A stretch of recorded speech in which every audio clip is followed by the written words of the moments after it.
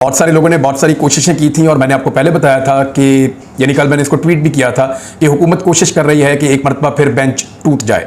अब बेंच टूट गया है, दोबारा से जस्टिस मंदोखील साहब ने अपने आप को अलग कर दिया। कैसे किया वो मैं आपको बताता हूँ। लेकिन नवाज शरीफ साहब अपनी ज़िंदगी में जब भी कभी फंसते हैं, जब भी कभी उन्हें सामना करना पड़ता है हालात का, तो वो कोशिश करते हैं कि पूरा का पूरा निज़ाम लपेट दिया जाए, तमाम इदारे तबाह हो जाएं, जितना मर्जी पाकिस्तान का नुकसान हो जाए, मेरा और मेरे ख़ानदान का नुकसान नहीं होना चाहिए। इसलिए वो हमेशा निकल भी जाते हैं डील करके। पाकिस्तान के लिए आपने इस शख्स को कभी लड़ते हुए नहीं देखा होगा, मैदान में खड़े होते हुए नहीं देखा होगा। आपने हमेशा ये देखा होगा कि ये शख्स अपने ख़ानदान और अपने इक़्तिदार के लिए हमेशा से लड़ता चला आया है और इस मरतबा भी ये ख़ानदान यही कर रहा है। अदलिया की ये बदनामी का कोई मौका ये हाथ से जाने नहीं दे रहे। जजेस और उनके ख़ानदान के लोगों की तस्वीर लगाकर, इवन उनकी फैमिली की तस्वीर लगाकर मुस्लिम लीग नून के सोशल मीडिया के जो अकाउंट्स हैं वो उनको वायरल कर रहे हैं। ना सिर्फ वायरल कर रहे हैं बल्कि इन अकाउंट्स को मरियम नवाज फॉलो भी करती हैं। और बहुत सारे ऐसे अकाउंट्स जो हैं उनको आइडेंटिफाई किया गया है जो अदलिया के ऊपर एक घिनौनी किस्म की प्रोपेगेंडा कैंपेन चला रहे हैं। ये मियां नवाज शरीफ साहब के ईमा पे हो रहा है, जैसे माजी में वो करते रहे हैं उसी तरह वो इस वक्त भी कर रहे हैं। हुआ क्या actually supreme court of Pakistan में, ये बड़ी अहम खबरें हैं, मैं आपके साथ शेयर कर देता हूँ। सबसे पहले तो ये है कि बेंच एक मरतबा फिर टूट गया। जस्टिस जनाब मंदोखील साहब ने निकलना था बेंच में से, वो निकल गए। समाज शुरू होने से कबल चीफ जस्टिस ने कहा कि मिस्टर अटॉर्नी जनरल, इससे पहले कि आप कुछ कहें, जस्टिस जमाल खान मंदोखील कुछ कहना चाहते हैं। जस्टिस जमाल खान मंदोखील बेंच का हिस्सा नहीं रहना चाहते, जबकि कल जस्टिस जमाल खान मंदोखील बेंच में शामिल होने पर रजामंद थे। एक जज, मुअज़्ज़ज़ जज, कल तक बेंच में शामिल होने पर रजामंद थे और रातों रात ऐसा क्या हुआ कि वो अब बेंच में शामिल होने पर रजामंद नहीं है। ये सवालात पूरा पाकिस्तान पूछ रहा है। चीफ जस्टिस ऑफ पाकिस्तान ने इसके बारे में आगाह किया। इससे पहले कि सुप्रीम कोर्ट की तश्कील के दिए, जो पहले भी सुप्रीम कोर्ट ऑफ पाकिस्तान का जो बेंच था उसमें chief justice उमरता Bandial, justice Ejazul Ehsan, justice मुनीम अख्तर और जस्टिस जमाल खान मंदोखील शामिल थे, जबकि सुप्रीम कोर्ट ने बाकायदा केस की कॉज लिस्ट भी जारी की थी। अच्छा, बेंच की तश्कील के बाद जस्टिस जमाल मंदोखील का इख्तलाफी नोट भी सामने आया था और काजी फायदीसा साहब के फैसले को उन्होंने कहा था कि ये उसकी तरफ तवज्जो दी जाए और ज़ेर तवज्जो लाने की उस फैसले को ज़रूरत है। ये कहा था जस्टिस जमाल खान मंदोखील ने। उन्होंने कहा मैं कल भी कुछ कहना चाह रहा था और मुझसे मुशावरत नहीं की गई, शायद मुझसे मशवरे की ज़रूरत नहीं थी या इससे कबल ये समझा नहीं किया। अल्लाह हमारे मुल्क की खैर करे और जो भी बेंच बने ऐसा फैसला हो जो सबको कबूल हो। अब ये जज साहब कह के तो वो जा रहे थे, हम सब आइन के पाबंद हैं और 15 के 15 जजेस आइन की पाबंद हैं। चीफ जस्टिस ने जस्टिस जमाल मंदोखील की बात को काटते हुए कहा कि थोड़ी देर में नए बेंच की तश्कील हम कर देंगे। जस्टिस जमाल खान मंदोखील की बात मुकम्मल हुए बगैर ही जजेस उठकर चले गए। कमरा अदालत के अंदर जो 4 कुर्सियां थी उनको 3 कुर्सियों में बदल दिया गया और सियासी रहनुमा, वकला और सहाफ़ी कमरा अदालत के अंदर मौजूद रहे और जजेस की आमद का इंतजार फिर किया जाता रहा। बहरहाल ये एक लंबी कहानी है कि PMLN ने कैसे माजी में जजेस को इस्तेमाल किया, उनसे अपनी मर्जी के काम निकलवाए और उसके बाद उन जजेस को किस तरह से नवाजते रहे। ये मैं थोड़ी सी आपको बता देता हूँ कि जस्टिस सईदुज़्ज़मान सिद्दीकी साहब आपको याद होंगे, ये नवाज शरीफ के खिलाफ तौहीन अदालत केस सुनने वाले चीफ जस्टिस सज्जाद अली शाह साहब की बरतरफी में इन्होंने बड़ा अहम किरदार अदा किया था। जस्टिस सईदुज़्ज़मान सिद्दीकी साहब, नून लीग ने उन्हें 2008 में अपना सदारती उम्मीदवार बनवा दिया था और नवंबर 2016 में गवर्नर सिंध भी इनको बना दिया गया था और ये बतौर गवर्नर सिंध इंतकाल फरमा गए।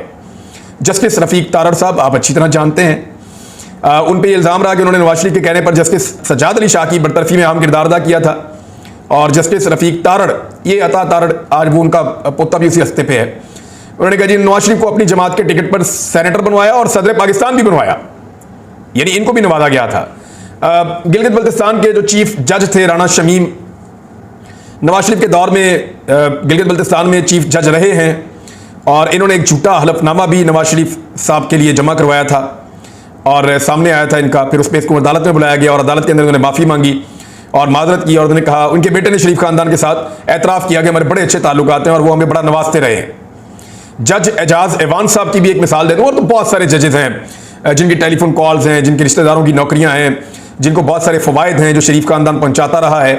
जज एजाज एवान साहब ने शहबाज शरीफ को मनी लॉन्ड्रिंग के मुकदमे में अभी बरी किया हाल ही में और शहबाज शरीफ ने साबिक जज एजाज एवान को इंफॉर्मेशन कमिश्नर तैनात कर दिया है।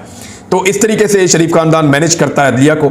ये चीज़ें आप पहले भी जानते थे, इनको वक्तन फवक्तन आने वाली नस्लों को बताना ज़रूरी है कि ये ख़ानदान किस तरीके से पाकिस्तान की अदलिया के ऊपर, पाकिस्तान के इदारों के ऊपर कंट्रोल करने की कोशिश करता है। बड़ी खबर मैं आपको बीच में दे देता हूं, फिर आगे चल के अदलिया के इस मामले पे हम बात करेंगे। अजहर मशवानी हैरत अंगेज तौर पे अपने घर वापस पहुंच गए हैं। इमरान खान साहब ने रात को इसके ऊपर बड़ा सख्त स्टेप लिया था। उन्होंने कहा कि पूरे पाकिस्तान के अंदर पाकिस्तान तहरीक इंसाफ के लोग एहतजाज करेंगे। जुमे की नमाज के बाद लोग बहुत बड़ी तादाद में इकट्ठे हुए, लोगों ने बाहर निकलकर एहतजाज शुरू किया। बारिश के बावजूद मुख्तलिफ शहरों में लोग निकले हुए थे और वो एहतजाज कर रहे थे। उस वक्त अचानक एक ट्वीट आता है अजहर मशवानी का, जिसमें वो कहते हैं कि मैं अपने घर खैरियत से पहुंच गया हूं। अजहर मशवानी ने ट्वीट किया और ये ट्वीट उन्होंने किया 3:40 पर। उसमें उन्होंने कहा कि अल्हम्दुलिल्लाह मैं अभी बखैर आफियत घर वापस पहुंच गया हूं। इन 8 दिनों में आपकी दुआओं, काविशों और सपोर्ट ने ताउम्र के लिए हमें मकरूज कर दिया है। जज़ाकल्लाह।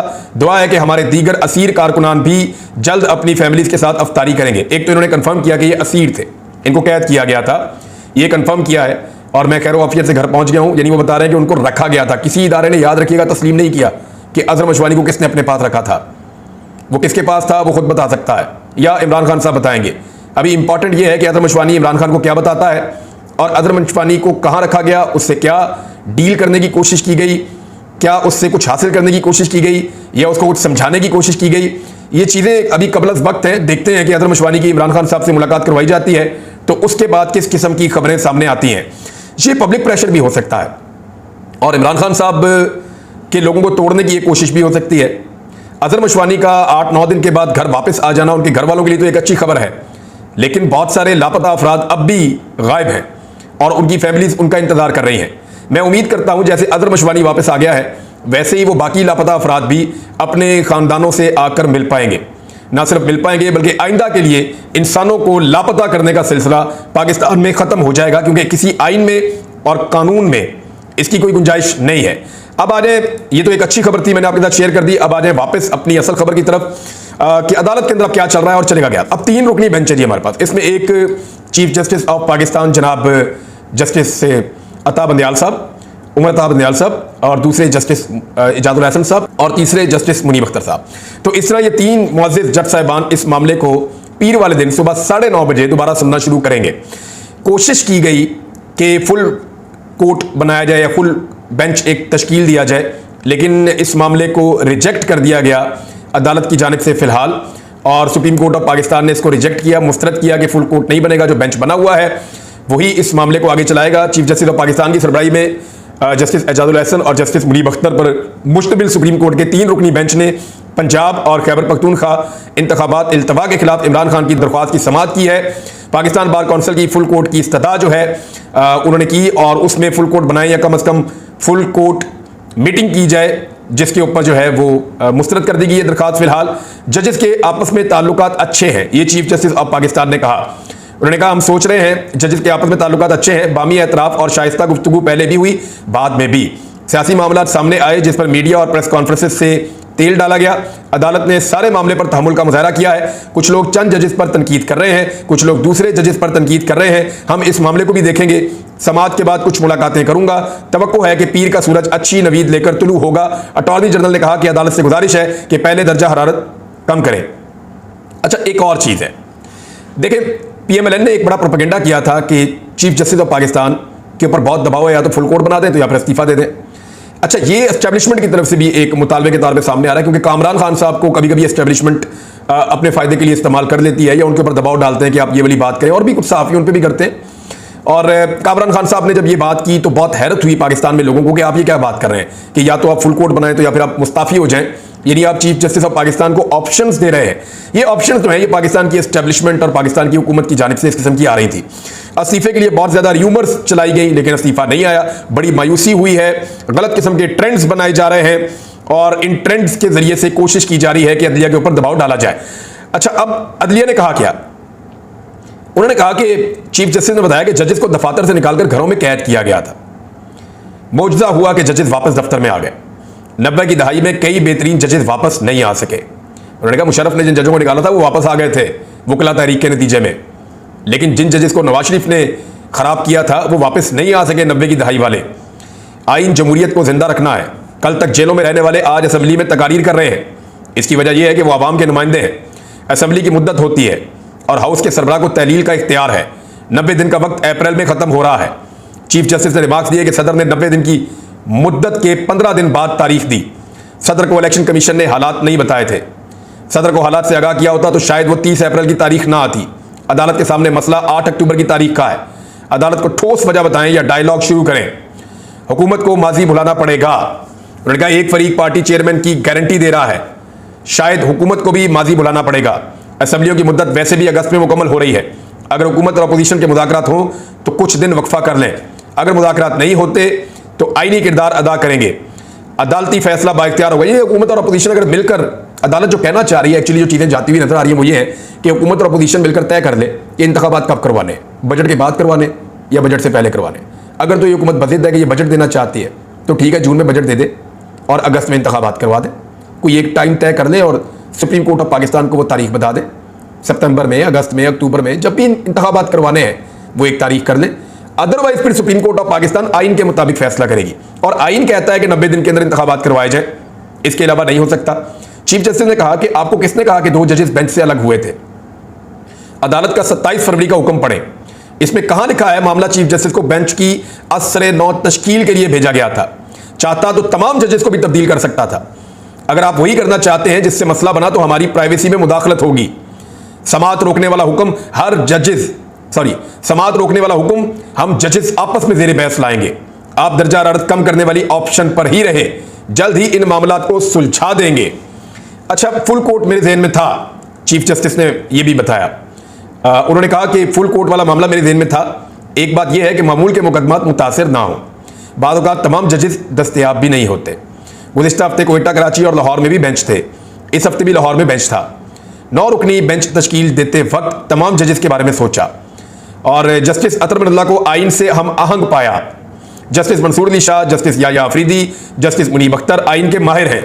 जस्टिस एजाजुल एहसन भी आइन के माहिर हैं। आप पूछ सकते हैं जस्टिस मज़ाहिर अली नकवी क्यों शामिल किए गए? जस्टिस मज़ाहिर अली नकवी को शामिल करना खामोश पैगाम देना था। 2 साल जस्टिस फायज ईसा केस चला और अदालत को सजा मिली। जस्टिस फायज ईसा के लिए भी मुकदमा सजा ही था। अच्छा, इस तरीके से चीफ जस्टिस साहब ने बहुत सारी चीज़ें क्लियर की हैं। बीच में चीफ जस्टिस ऑफ पाकिस्तान की आवाज़ भर भी आई, यानी थोड़ा सा वो रंजीदा हो गए और जज्बाती आवाज़ में उन्होंने कहा कि जस्टिस इकबाल हमीदुर रहमान को इस्तीफे से रोका था। हमीदुर रहमान ने कहा मरहूम बाप को क्या मुंह दिखाऊंगा, इधर उधर की बातों से मैं जज्बाती हो गया था। जस्टिस मुनीब अख्तर ने पूछा कि हुकूमत के पास इस वक्त कितना पैसा मौजूद है। यानी अब मामला आ गया है यहाँ पे कि हुकूमत कहती है हमारे पास पैसे नहीं है, दहशतगर्दी की भी बात करते हैं। तो उसमें कुछ ऑब्जर्वेशंस मैं आपके सामने रख देता हूं जो सुप्रीम कोर्ट ऑफ पाकिस्तान से आ रही हैं। एक तो ये, जो इदारा इलेक्शन कमीशन को मावनत नहीं करेगा उसके फिर नताइज भुगतने होंगे। ये तय है कि इलेक्शन तो होने हैं, कब इलेक्शन कराने हैं ये तय करना बाकी है, चीफ जस्टिस उमर अता बंदयाल साहब ने कहा।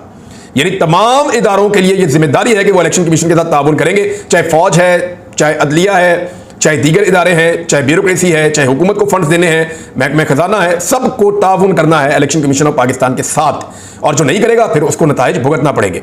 अगर फौज इलेक्शन में सिक्योरिटी की जिम्मेदारियां अदा नहीं करेगी तो सुप्रीम कोर्ट फौज को ड्यूटी देने के लिए तलब कर सकती है। जस्टिस मुनीब अख्तर ने ये रिमार्क्स दिए हैं। लगता है अटॉर्नी जनरल के पास मजीद कुछ कहने के लिए नहीं है। चीफ जस्टिस ऑफ पाकिस्तान ने बीच में ये भी रिमार्क्स दिए, इलेक्शन कराना वफाकी हुकूमत की जिम्मेदारी है, हमें हुकूमत की मुश्किलात का अंदाजा है, न फिर उसके अंदर इलेक्शन नहीं कराए जा सके क्योंकि पहले भी टाइम जो है वो 15 दिन आगे का दिया गया था। सिर्फ ये देखना है कि मजीद कितने दिन दरकार होंगे। बहरहाल मामला जो है वो इंतखाबात की तरफ जा रहा है नाजरीन, और इंतखाबात ही करवाने पड़ेंगे। इमरान खान साहब ने यहाँ पे कुछ स्टेटमेंट दिए हैं, वो स्टेटमेंट मैं आपके सामने रख देता हूँ, फिर अगले वीलॉग में बहुत कुछ इंपॉर्टेंट चीजें मुझे आपको बतानी है। इमरान खान ने कहा कि नून लीग ने जैसे 1997 में नवाज शरीफ के खिलाफ तौहीन अदालत की दरखास्त पर समाअत करने वाले चीफ जस्टिस सज्जाद अली शाह पर हमले के लिए सुप्रीम कोर्ट पर धावा बोला, वैसे ही एक मरतबा फिर ये सुप्रीम कोर्ट और चीफ जस्टिस को धमका रही है क्योंकि इंतखाबात से खौफजदा है। उन्होंने कहा मैं चाहता हूं कि जरूरत पड़ने पर पूरी कौम आइन, जमहूरियत और कानून की हुक्मरानी के दिफा के लिए सड़कों पर निकलने के लिए तैयार रहे। अब मुझे ऐसा लगता है कि जिस तरह एक वकला की तहरीक चली थी, उस किस्म की एक तहरीक शायद इमरान खान के दिमाग में चल रही है। अब इस बहरान से और एक नई तहरीक से अगर लोग बचना चाहते हैं तो फिर अदालतों को उनका काम करने दीजिए। आइन और कानून ही एक ऐसी चीज़ है जो पाकिस्तान को बहरान से और आने वाली तहरीकों से बचा सकता है, वरना पाकिस्तान की आवाम को तहरीक चलाकर अदलिया की बहाली के लिए एक मरतबा फिर काम करना पड़ेगा। उन्होंने मजीद कहा कि मेरी अपनी वकला बरादरी से खुसूसी अपील है कि आईने पाकिस्तान और कानून की हुक्मरानी के तहफ़्फ़ुज़ के लिए इसी तरह आगे बढ़कर किरदार अदा करें जैसा उन्होंने 2007 में जो वकला की तहरीक शुरू हुई थी उसमें अदा किया था। तो ये जी इमरान खान साहब की बातें। अब तक के लिए इतने, अपना ख्याल रखिएगा, अपने इस चैनल का भी। अगले व्लॉग में इंपॉर्टेंट चीज़ें हैं। अल्लाह हाफ़िज़।